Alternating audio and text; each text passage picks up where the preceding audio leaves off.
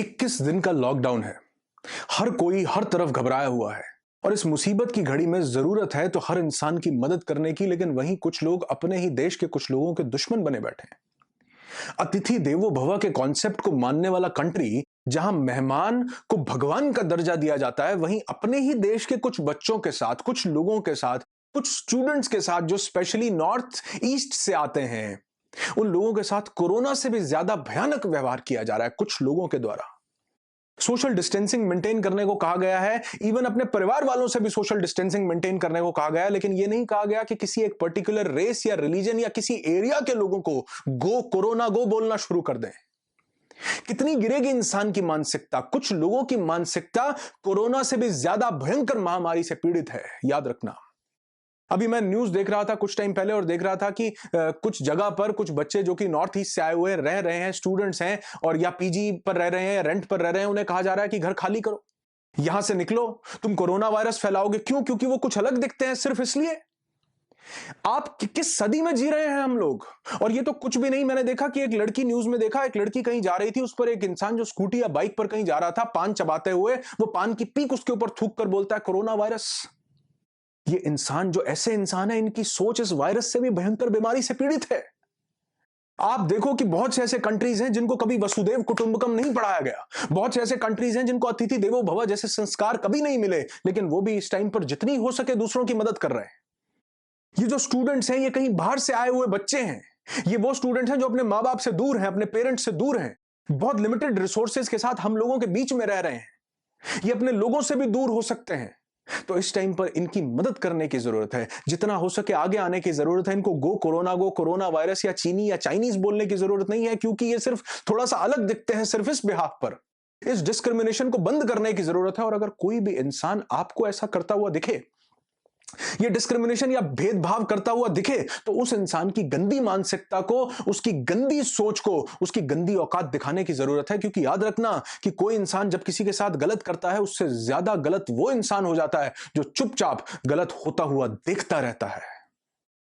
एक एक छोटी सी बात को याद रखना कि ऊपर वाले ने कभी भी धर्म नहीं बनाए, उस ऊपर वाले ने कभी भी हमें डिवाइड नहीं किया, उसने कभी भी हिंदू, मुस्लिम, सिख, ईसाई या कोई भी बौद्ध या जैन कुछ भी नहीं बनाया।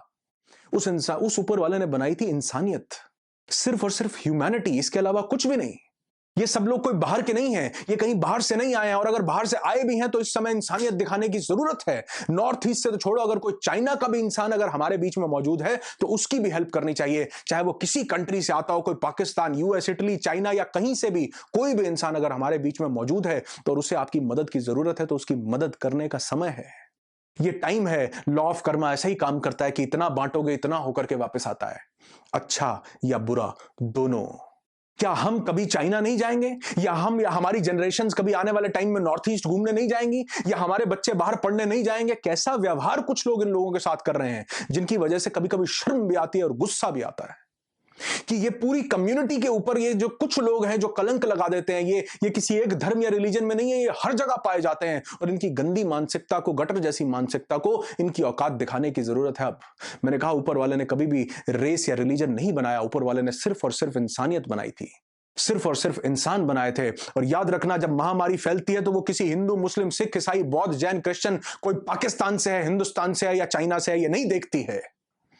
हर इंसान मरता है, लेकिन अगर इंसानियत जिंदा रहती है तो धर्म मरे या बचे इससे कोई फर्क नहीं पड़ता। इंसान जरूर बचे रहते हैं, इंसान जरूर बच जाते हैं।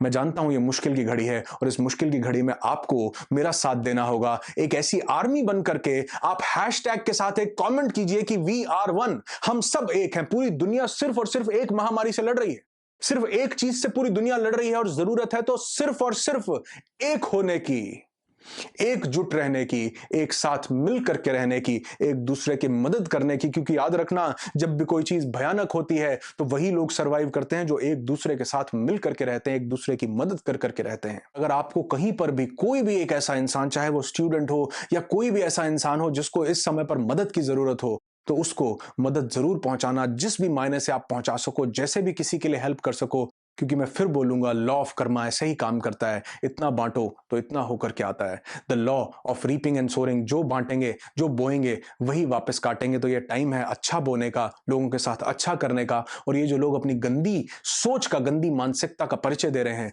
इनको इनकी औकात दिखाने का।